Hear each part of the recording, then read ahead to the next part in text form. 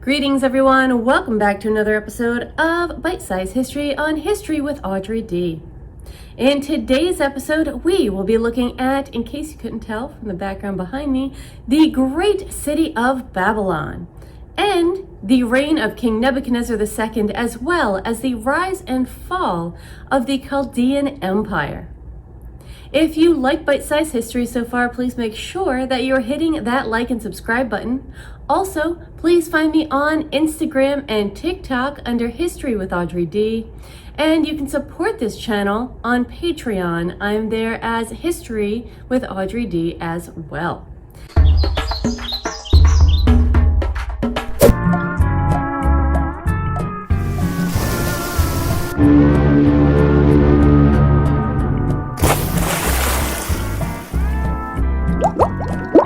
Let's go ahead and take a quick look at our learning goal for today's lesson.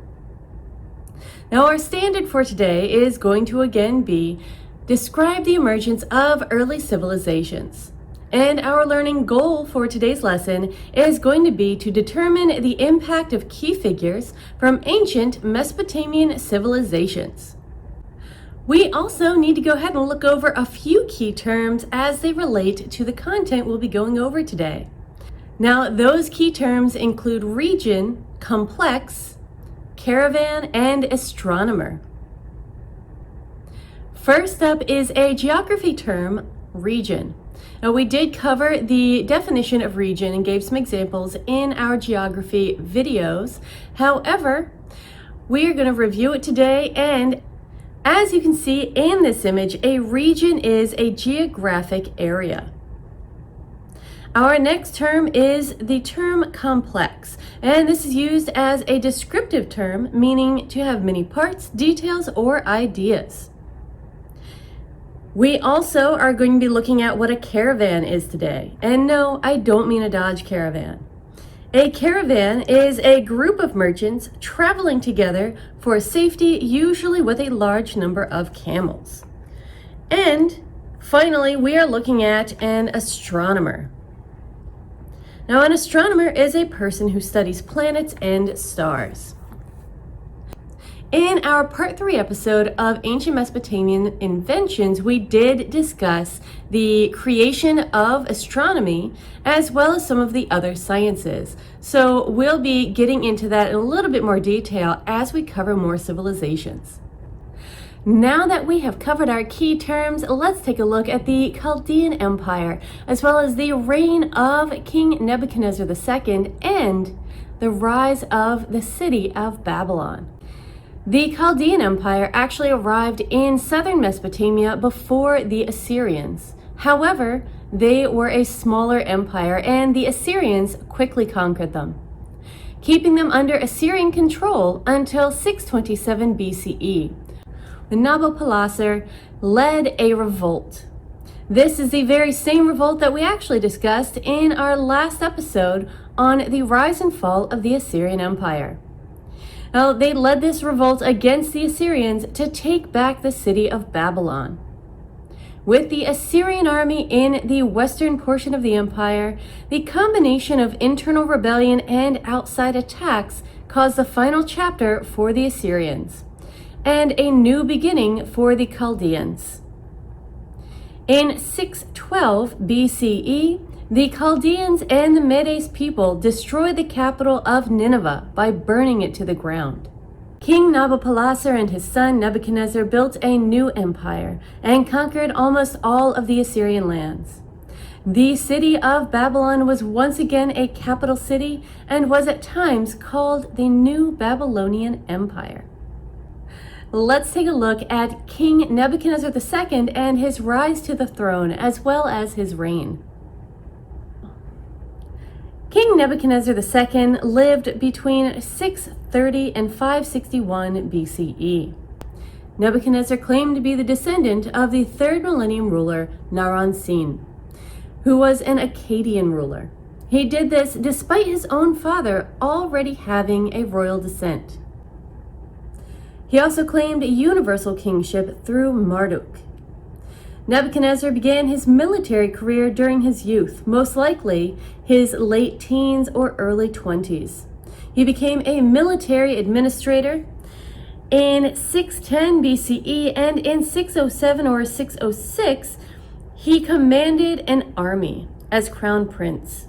With his father in northern Assyria, he also served as a general and commander-in-chief, taking his father's place in the battle to take back control of Carchemish and Hamath from the Egyptians. When his father died in 605 BCE, Nebuchadnezzar took over the throne and continued the expansion of his empire. He was both a strong military leader and a diplomatic leader.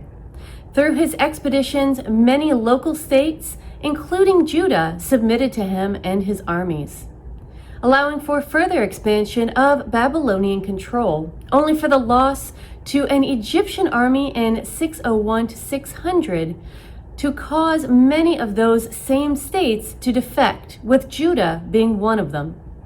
The battle over territories continued back and forth from that point forward until 568-567 BCE. Nebuchadnezzar died around 561 BCE and was succeeded by his son, Awil-Marduk. One of Nebuchadnezzar's primary goals was also the rebuilding of the city of Babylon to its fullest grandeur. And that is what we're going to be discussing next. King Nebuchadnezzar was also focused on rebuilding the city of Babylon. He rebuilt Babylon into the largest and wealthiest city in the world. The city was surrounded by massive brick walls with soldiers stationed in the built-in wall towers. The city of Babylon was known for its hanging gardens, as shown in this image, that were built into the king's palace walls. These walls were built like steps and created the complex irrigation system, with each step feeding the one below it. This is actually similar to designs such as the one shown that we still use today for irrigation. These gardens were one of the 7 wonders of the ancient world. They had a diversity of decorative foliage, including trees and flowering vines. King Nebuchadnezzar also rebuilt the road surrounding the palace by paving it with limestone, so citizens could walk by and enjoy the palace gardens. Every spring, the city of Babylon gathered together to celebrate the god Marduk by watching the gold statue of Marduk be wheeled along the street. Taxes for the people were high, and tributes were required from neighboring lands in order to finance building projects and maintain the army. Artisans in Babylon created pottery, cloth, and baskets. The city of Babylon was also on the path of the major trade route that went from the Persian Gulf to the Mediterranean Sea. Babylon became wealthy due to that trade route, which brought caravans of merchants who would purchase Babylonian goods. The Chaldeans also advanced the sciences such as astronomy. Their astronomers created maps of the stars and planets, as well as the phases of the moon as it changed. They were the first civilization to use the 7-day work week and created one of the first sundials. And this brings us to the fall of the Chaldean Empire. Now, it is with the end of Nebuchadnezzar's reign and the beginning of a succession of weak rulers that we see the decline of the Chaldean Empire and the city of Babylon. After the death of Nebuchadnezzar, multiple kings ruled the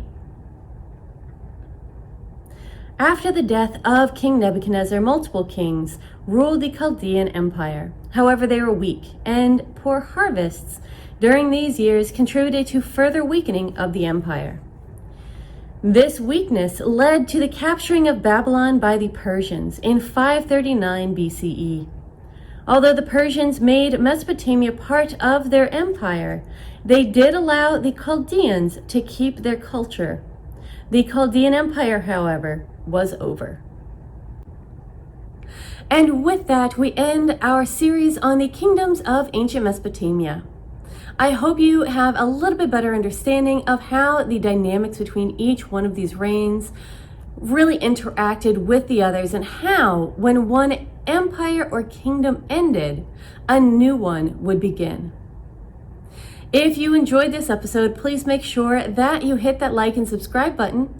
And also, if you have any questions about ancient Mesopotamia or future episodes, please make sure that you put those in the comment section below. I'd be happy to answer them as soon as I can. You can follow me on Instagram and TikTok as History with Audrey D. And you can also support this channel on Patreon under History with Audrey D as well. Thank you for watching, everyone. I will see you in our next lesson.